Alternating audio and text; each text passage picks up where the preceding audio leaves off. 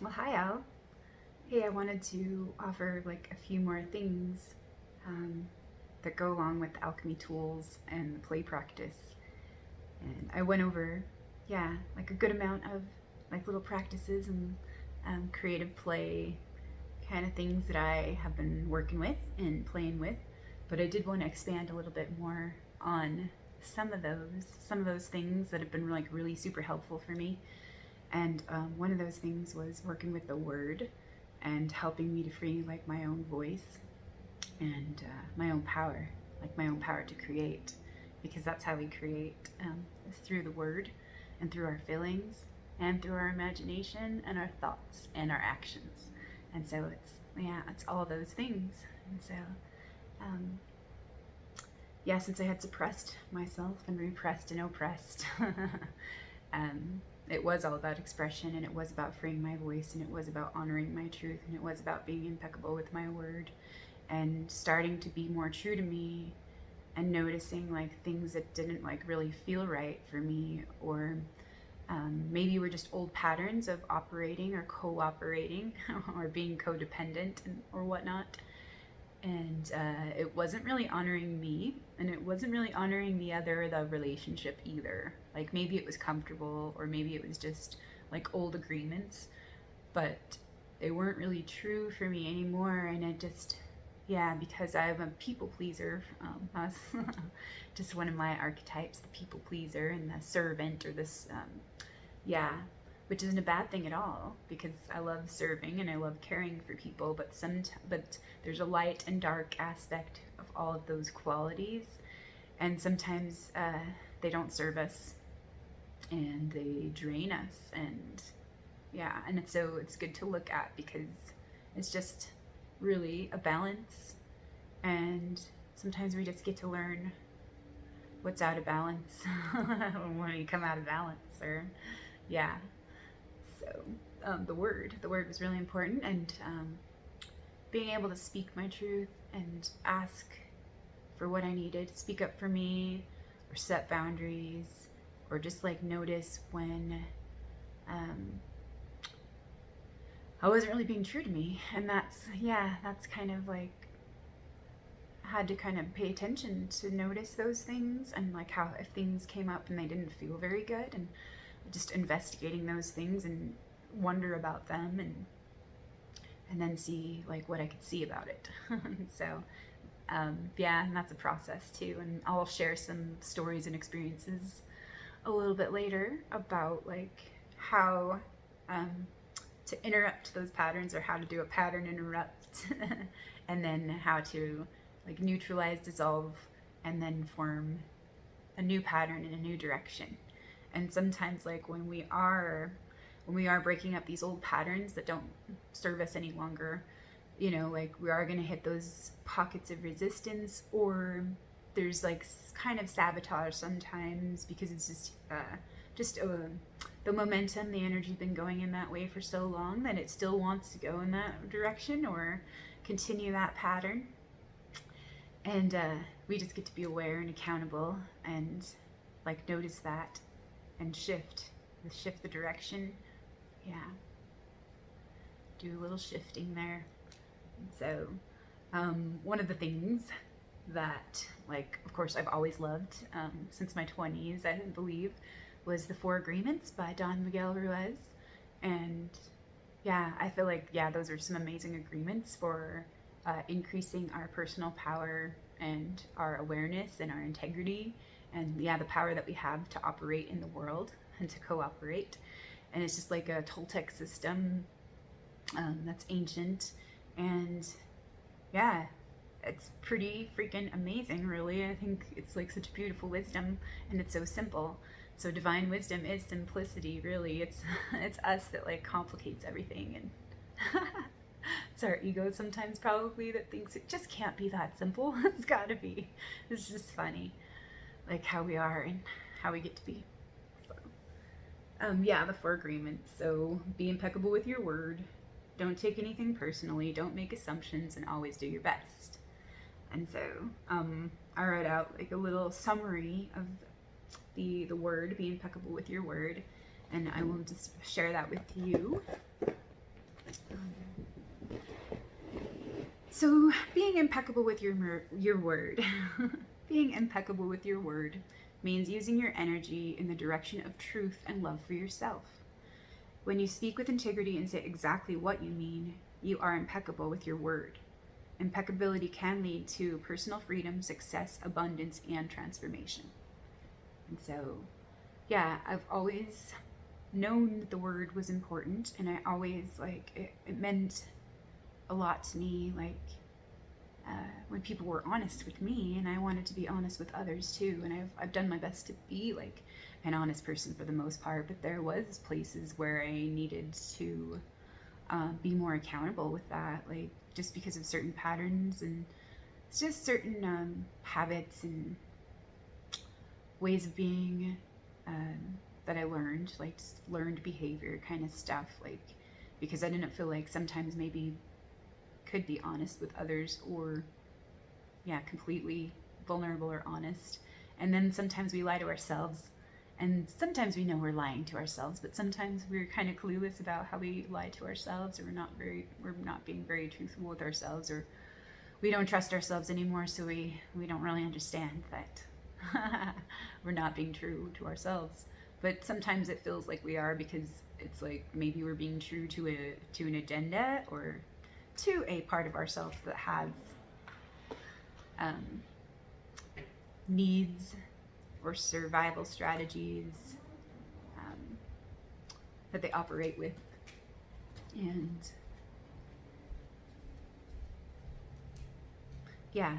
just presence and notice, taking notice of those things and just seeing into them. And I do have an example where I have a really good friend that like I love sharing with, and I love helping her out with things and offering her gifts that I can share, because I have a very abundant life, and I'm very, very blessed that I have much that I can share, and much that I can offer, and much that I can give, and so I like to help support my friends and those I care about, my loved ones, and appreciate the value, increase the value by appreciating and giving and offering and all of that.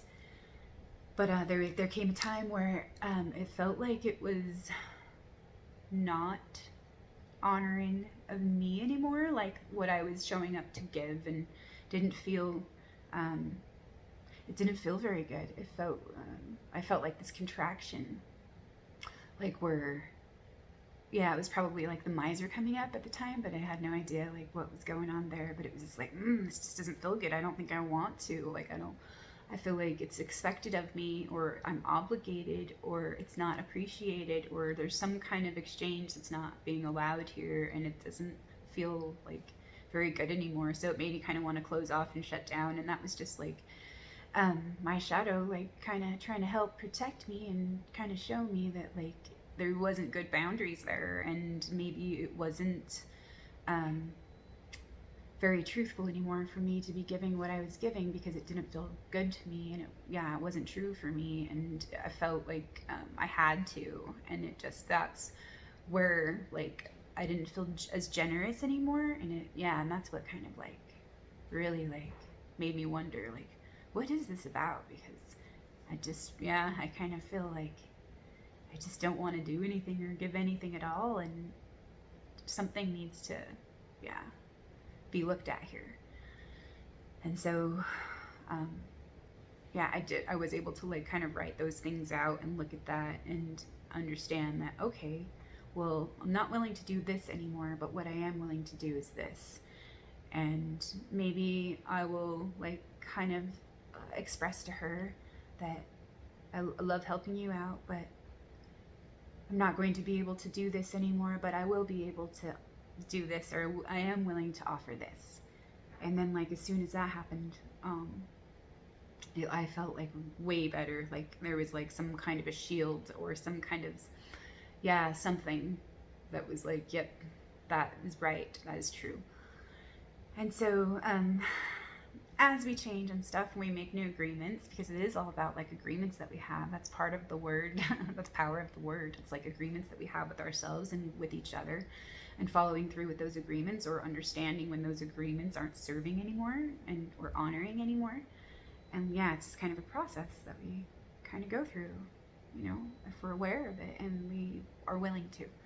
And so those things, when we start to change certain patterns, will be like tested, you know, because like the energy still wants to go in that direction. And so certain things will come up, and it's just like a chance for us to like, oh yeah, revert to that pattern, because we're so used to doing that. Like anyone who's quit like a vice or anything knows that like it is like kind of a thing. Like sometimes establishing new patterns, some say that it takes like 28 days to kind of like get that pattern going, and like establishing new things like that.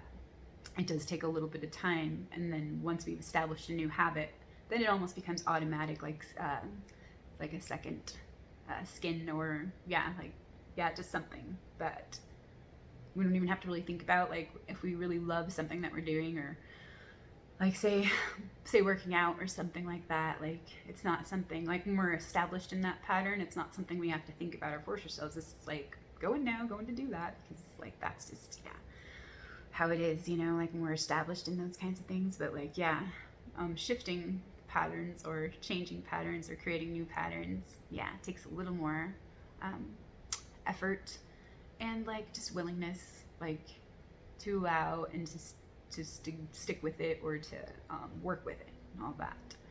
So we can use creative strategies and like just accountability and do our best with it. And so that's another agreement, is just always do your best. So, but be impeccable with your word. The word is the power that you have to create. Your word is the gift that comes directly from God. Through the word, we manifest our intent regardless of the language. What we dream, what we feel, and what we really are will all be manifested through the word. The word is a force, the most powerful tool that you have, but like a sword with two edges. Your word can create the most beautiful dream, or your word can destroy everything around you. The human mind is a fertile ground where seeds are continually being planted. The seeds are opinions, ideas, and concepts. The word is pure magic. We plant a seed and a thought, it grows. So that's how powerful the word is. And like I knew that the word was powerful, and that's the chariot. Chariot.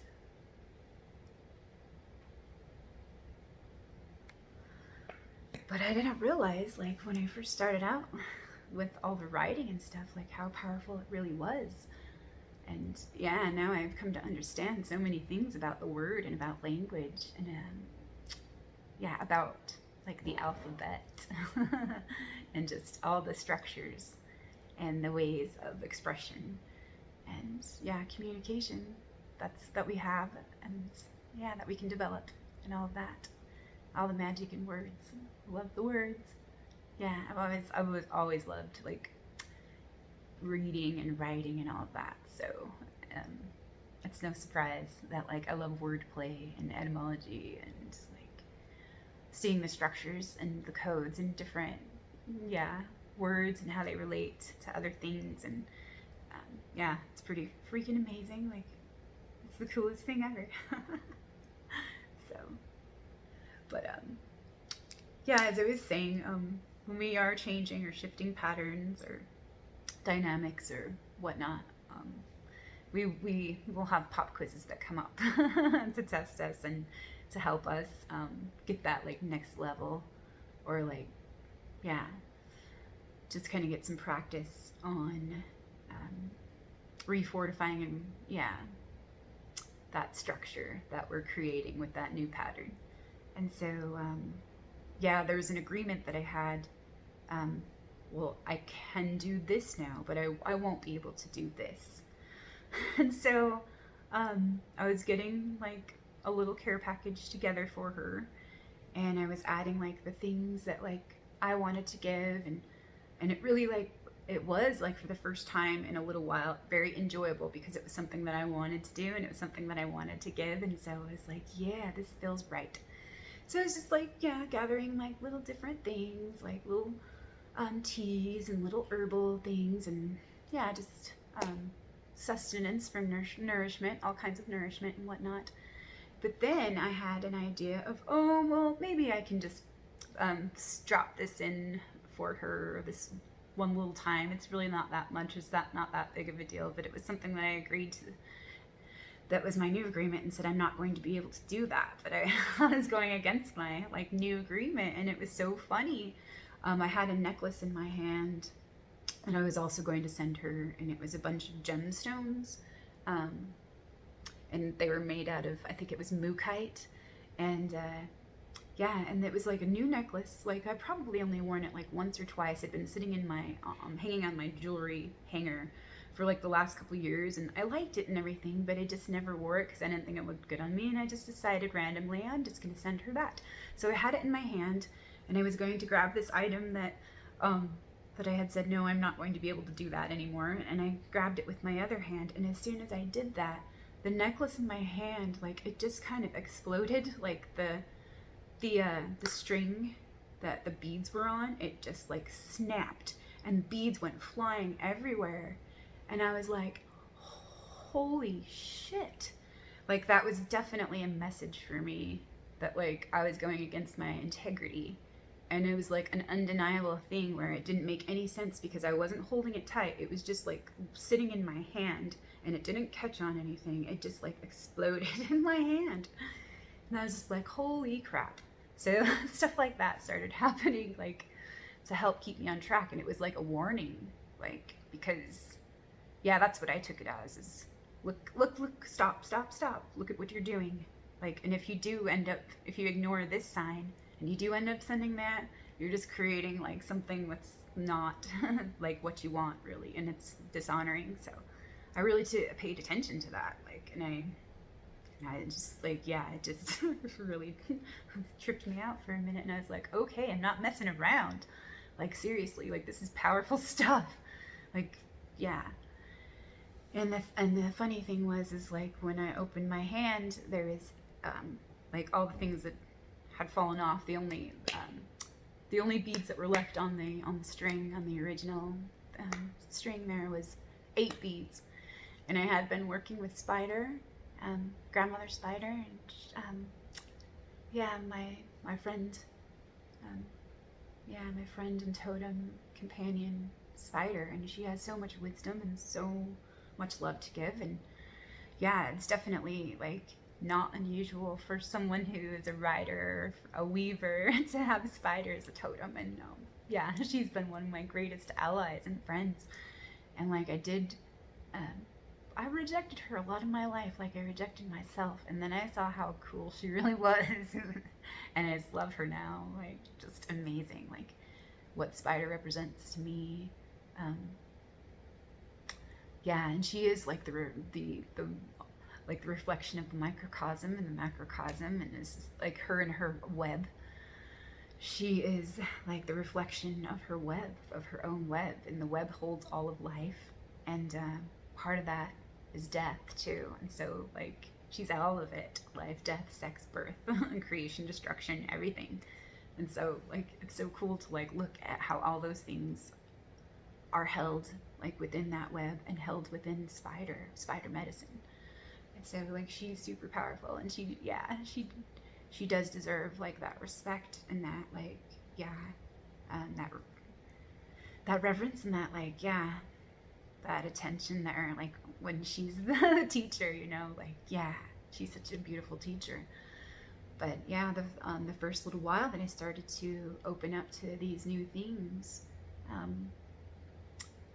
I put a spider web up on my altar, like a kind of a Halloween type of a web, just so I could like see the web and meditate on the web and what the web really means and everything. And I began to see all these things, how everything does relate to the web, and how everything is contained in the web, and all of that. It was the trippiest thing. Like, it was the spiral, it was the bridge, it was the circle, you know, it was on and on and on and on what this web contains, and it was just so trippy, just observing and just letting the web reveal like what the web held to me, not like thinking about it or analyzing it, which was so different for me because I used to analyze and think and think and think about everything like continuously. But being able to like kind of let go of like thoughts or descriptions and things and have nature and love and the goddess reveal herself to me, that was like a whole new experience and like just freaking amazing, magical, definitely like altered states of consciousness, like in that like receptive space. Yeah. And so that was like freaking amazing. But like, yeah, there are these little things that happened, and it was just like, wow, you're not messing around, really. You gotta be impeccable with your word. And so it was like, okay, I heard ya. I'll thank you for the reminder. Thank you for helping me keep on track and everything. So yeah, that was what it was. So yeah, the agreements that we make with ourselves and the agreements that we have with others in our relationships and all of that, they're really, really good to look at. And sometimes we don't even know like kind of what agreements we do have because we haven't really looked at them. It's just something that's been an established pattern or a habit. And maybe like we didn't even make that agreement, but like maybe we consented to it in some unconscious way. And so like, yeah, that's just what we're agreeing to, and we're not even conscious of it or aware of like what we're choosing sometimes. And maybe on some level we are, but we think like it's convenient, or we think there is no other choice, or we think it's the best choice for now, or some part of it is working for some part of us. And so that's why we keep agreeing to it, or that's why we don't choose something else. And so yeah, it's good to look at choices and agreements and maybe like, I don't really like this choice anymore, and this choice isn't working for me, or I wish there was another choice. And because sometimes we don't think we have a choice, but we always have choices. And so what I got, or what I was given, and started asking questions like, so if I don't like this choice and I don't like the other choice, like sometimes we can only see two choices, but there's so many more choices. Then I asked, will you please help me to see other choices that I haven't seen before? And maybe like, can I have some more choices here? Because I don't really want to choose either of those. I don't really. So can I please have an awareness of more choices? Or can I please see in that I do have like more choices, or that more choices are available to me? And then like those choices would appear and I'd be like, oh, so there is like, so like, yeah, it's so good to look at those. Or some of the choices that we've been making that we're not even aware of, like in certain ways, like we don't even know. And it's so funny. Like, I realized, yeah, after kind of not having like the intimacy that I desired in certain relationships, or the closeness that I wanted with different family members and things, I realized, you know, oh, I have a hard time showing up sometimes, and I'm not really like playing my part, or I'm not like nourishing this relationship. I expect it to be there when I'm available for it or when I want it, but it's not. Yeah. And then also there was like some kind of like idealism too, where I wanted it to be a certain way, so it wasn't okay as it was. Like, gotta start somewhere, just kind of, yeah, to build, you know, or to create, or to help nourish and nurture that intimacy that we want to create. You know, it does take effort, and it does take like a willingness and presence and, yeah, participation. And so, yeah, I realized like that I had been choosing pain. I didn't realize that I had been choosing my own pain, my own isolation, my own suffering, because of an old pattern that I had been stuck in, where I couldn't show up and I wasn't enough and all of that. And then like when it hit me, like, oh my God, I'm choosing my own pain. So what can I choose instead? Like and I got, okay, I'm going to choose love instead. I'm going to choose love for me instead of pain. Like, and so what's love for me? And so, yeah, just looking at those things. What is the love that I need? What's the love that I want to be? You know, like, what's the love that I can offer, and what's the love I'm willing to receive? What's the love I'm able to receive? What's the love I'm open to receive? And yeah, what's the love that I'm willing to receive? And so, like, just looking at those things, choices and agreements, and making those agreements, making new agreements. And then sometimes when those agreements are broken, we can go back and we can make them again. We can remake them again. And it's just like trial and error, and permission to make mistakes, and permission to learn, permission to grow, and all that. So affirmations and mantras and our own expression, because we all have the answers within that we need, and it's just learning how to access those, or knowing that they're available, and trusting that we will receive what we need, and all of that, and being receptive, and taking the time to ask those questions and listen and have faith that we're being given what we need, and that it is being offered, and just to let go of the expectations of what we think it's supposed to look like or be, and realize that we have a part to play as well, but like making the space is one part of that, and allowing and being willing to notice and pay attention, attend to what we need, attend to our love, attend to our well-being, attend to what we're asking for, attend to those relationships, attend to our garden, all of that. So, practice. So I started asking myself questions. And then here's just a few that I wrote down. There's like so many questions. It's an infinite amount of questions we can ask. There's always going to be questions. And questions just lead us to more questions. So it's so cool, like just a continuous discovery and all that. So some of the things that I started asking was, what wants to be expressed, felt, heard, seen, known, released, or integrated today?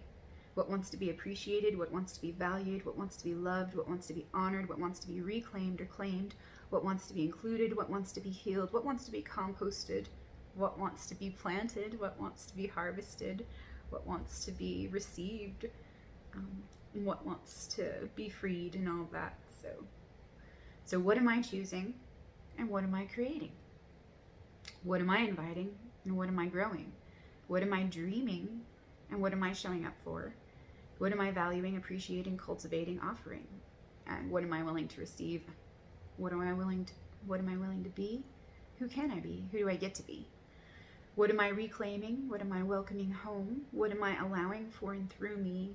What wants to be expressed through me? And just there's just so many questions that we can ask ourselves, just checking in that way. And so it's really good investigation, and to make our own agreements of what feels right for us, and what we feel like we can choose, So we don't have to limit ourselves in what we're choosing, just have to ask for it, and give ourselves permission, to receive that choice. And also, it is way more empowering, if we're choosing it for the love for ourselves, and in service of the whole that we are. And so and if it does feed us and nourish us, our spirit and our soul and our body and our mind and our heart, and our true being, then that's fullness. And it does support the integrity of the whole. And it's just kind of funny, some of the things that I started writing, because I did feel kind of out of balance and stuff, but then I would remember oh, it's okay, it's just a play, and everything is related to the whole. So because I had a huge tendency to beat myself up over silly things, we all do. I feel like maybe everyone can relate there, but I would just kind of give myself gentle reminders, oh yes, everything is connected and related to the whole. Everything I choose is. And so just paying attention to what certain choices kind of created, and how I felt, and just kind of a dance of learning and discovering and growing, and then coming back into balance again, because since we are like a tree, we're growing simultaneously in multiple directions, And so like there isn't always going to, like, balance isn't static because it can't really be that way. Like, yeah, it's kind of funny if we're growing, like we're always going to be growing in different places, so there's always going to be like some kind of a, yeah, some kind of a fine delicate uh, movement, I guess, or so that we can be danced. And yeah, and if we get too rigid with that, then we do break. And so it is like kind of like to bend with the breezes and the wind and stuff. And so yeah, that's helpful.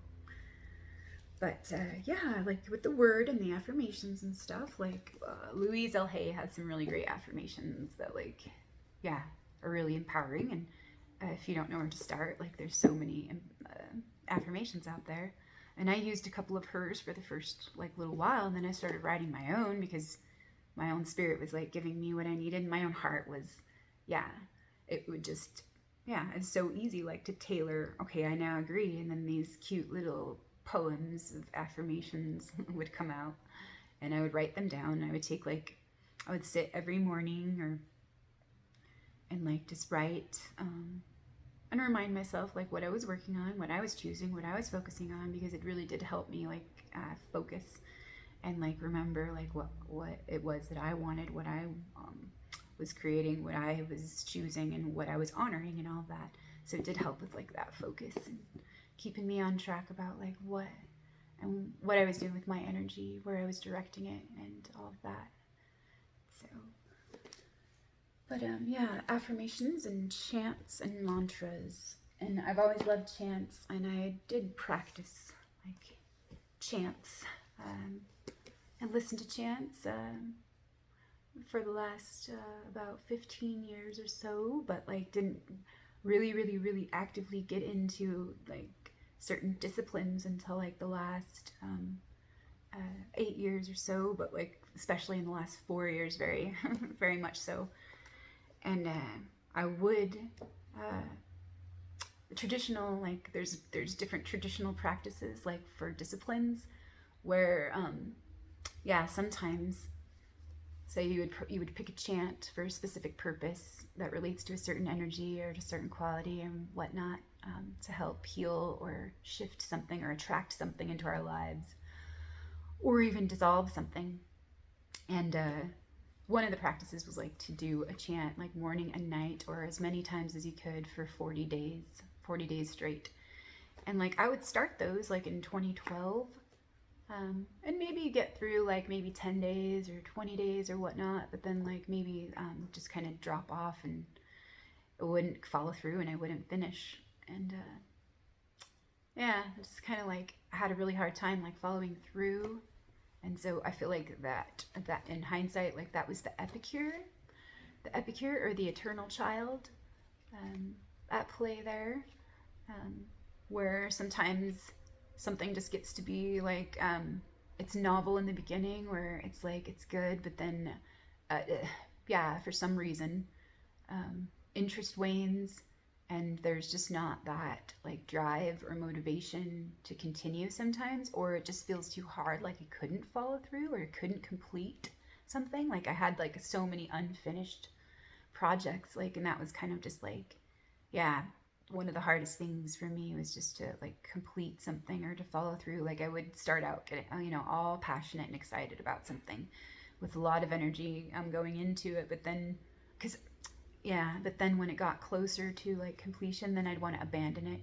But I feel like also maybe that was like a personality trait too, where I really like to have like all possibilities available, and like then when it seems like it's only going to be like maybe one outcome or like maybe less possibility, maybe then I'm just not interested in it anymore or something. I think there is something to that, but like, yeah, it was a combination of things, but silly being silly. And so yeah, I got to work with that, like, and following through and completion and all of that, and dedication and devotion and like just a willingness, yeah, to show up. Yeah, to show up, even if like I wasn't really feeling it one day or whatnot, but like still giving myself permission, like to be imperfect and all of that, and know that I didn't have to be like any certain way. So letting like the pressure go and like those expectations go, like freed up energy as well. But it's just something I got to work on, and yeah, I've done really well like with the practices that I've received in helping me like with completion and following through with what I say I'm going to do and what I'm choosing. And so, one of the most beautiful books, and I love this teacher, Thomas Ashley Ferrand. He's amazing. He's got like all sorts of audio books, and he's got a very, very pleasant, beautiful voice too. So it's very nice to listen to him. And I listened to some of his mantras when my daughter was about 10 years old or so, and she really liked listening to them at night too, because just the vibration, and it's like kind of soothing. You know, there's something about it. I've always enjoyed listening to chants, like no matter what. If like the Gregorian chants or just like, Eastern chants, and just like, just always drawn to that. But this was a book that I found a few years ago at a library book sale. It's Healing Mantras by Thomas Ashley Ferrand.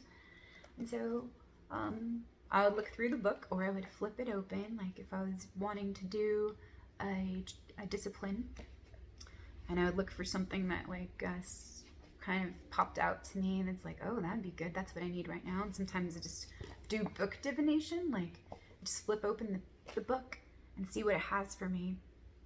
And since I just flipped open that, let's see what this one is. Om Markaya Namaha. Om Markaya Namaha. Om and salutations to the Shining One who removes afflictions. Om Markaya Namaha. And to the Shining One who removes afflictions. Yeah, like that. So, I would pick out some chants to do for 40 days, and I would show up morning and night to do them, and I got some like pretty mala beads for myself, like to do that, and I did stick with it, and it made me feel like really good, and it gave me like kind of a sense of like pride and accomplishment that I was able to like stick with something and finish something until the end, or like and follow through with it. And I did notice that like how these chants did change things in my world, and how they did break up like energy that like no longer served anymore, like while I was changing my patterns and establishing new patterns and that were more true and aligned with what I wanted to choose and create and be and all of that. And so there's some freaking amazing things that they can do. And sometimes there's like all different kinds of ways that disciplines can be practiced, and it's not just one way, but like there are certain traditional ways as well. And so there is this one discipline for healing and a wound, an old wound, and like there's one chant that goes in and breaks up like the old pattern, and then there's the second chant that kind of acts as a salve or a balm for the open wound, and then there's like a third chant that kind of goes in and it seals it, and it allows for something new and all of that. And one of those mantras that was suggested in this book for being a salve for the raw wound, where say that's where an old pattern has been broken up, but a new pattern hasn't like kind of taken root yet, and so it's like very vulnerable and raw, and it needs like a little bit of kind of help and some soothing and like just a little bit of love there, so that like the next part can be planted, and the next seed can be planted for new growth and all that. And so one of those chants, the second chant for a salve that was recommended was Om Shanti Om, Om Shanti Om, Om Shanti Om, and that's peace. That's dynamic peace, and that's always been like one of my favorite chants. And I did that a couple years ago, and little different songs and little different tunes would come through, and I would just sing them.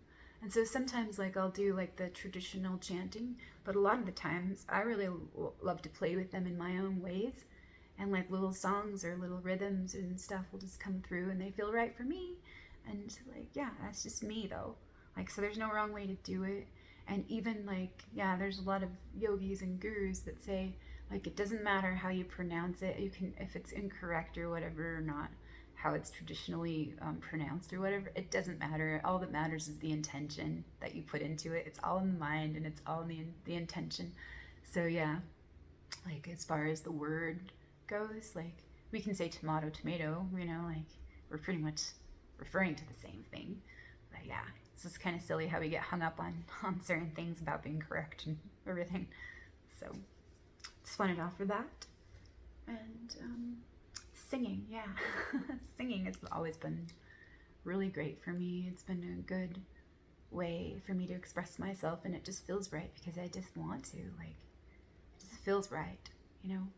And so it's just like getting over like the fears and stuff of being heard, and like, man, that was sometimes, like, of course it's still there, and I feel like sometimes maybe we're all afraid in certain ways to be heard or to be vulnerable in certain ways, or to expose or to show ourselves, or because we're afraid sometimes of our own beauty.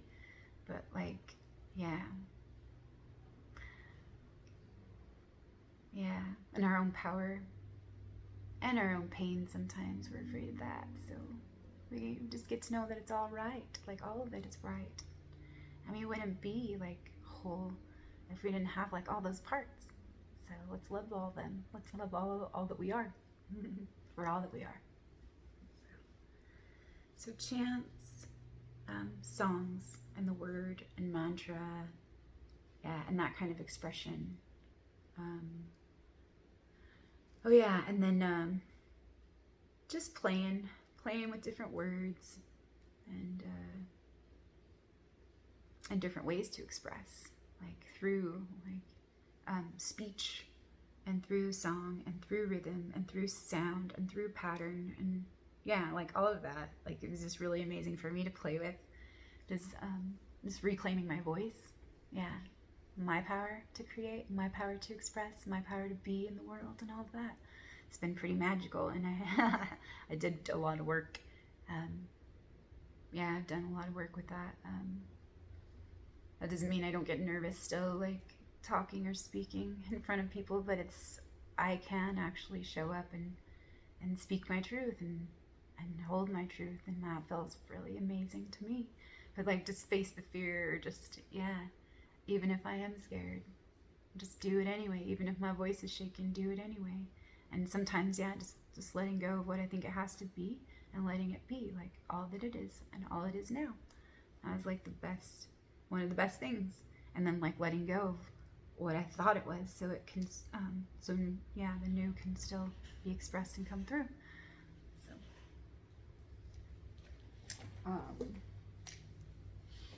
So, this is a journal, a little binder from 2017, and like, this is just kind of some stuff I just wanted to share from 2017. And it's just like really simple, and it's just like reminding me, about like my affirmations, and that I was free to be, and just like little messages too from my Mother Earth and from my heart and soul. And she said, cultivate your relationship with nature. Cultivate your relationship with she, and she will show you the way, the whole way, the full way, the way of my being. My being is my love of being. I receive most gratefully the love of my being of love for me. My being is love for me to be. My being was made with love for me to be. My being is love for me to be. My love for my being is what love gave me to be. My love for my being is who I am. My being of love is who I am. My love for my being is who I am. My being of love is who I really am. My love for my being of love. My love for my being of love. My love is my being is my love. My love is my being is love. I am love, and love is me. Love in my being, and love lives in me. Love is me, and I am love. So let it be. Love is always here with me. I am loved through everything. I am loved just as I am. Here I am, loved just as I am. I am loved right where I am. I am loved right here I am. I am praised and blessed, thanked, right as I am, right here. I am blessed, thanked, praised. I bless, thank, and praise. Receive love for all of me, just as I am and just as I be. So that would just help me like reinforce that or seal that, and it was like super helpful. Like, yeah, just like simple stuff that helps remind us and yeah, assist us with that love. And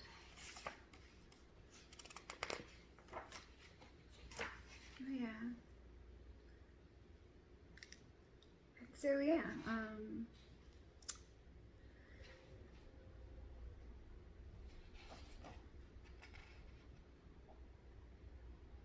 yeah, let's see. Oh yeah, that can help us to create new structures that are in alignment with what we want to create and what we're here to build and all of that. And yeah, those words that we use and the frequencies that they hold, they do help us like build our new foundations of wholeness and fullness that we're building to build our new home. Yeah, and our new home is what's going to support the whole, because our foundations that we've been given to work with aren't true foundations for integrity.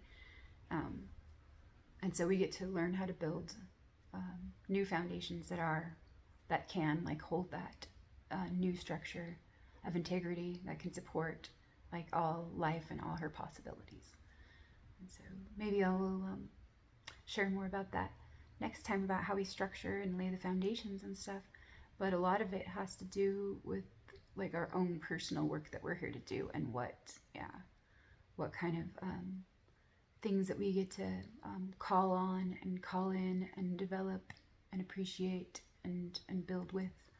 And so yeah, there's a lot to that. But it is simple. It is simple, but there is like everything everything in it. So yeah, just the word, chant, and song, and like that kind of expression, playful expression, free self-expression, that's love for ourselves. And the love like that we need is the love that needs us too. So the love we are seeking is the love seeking we. And if we're seeking love, that same love is seeking we.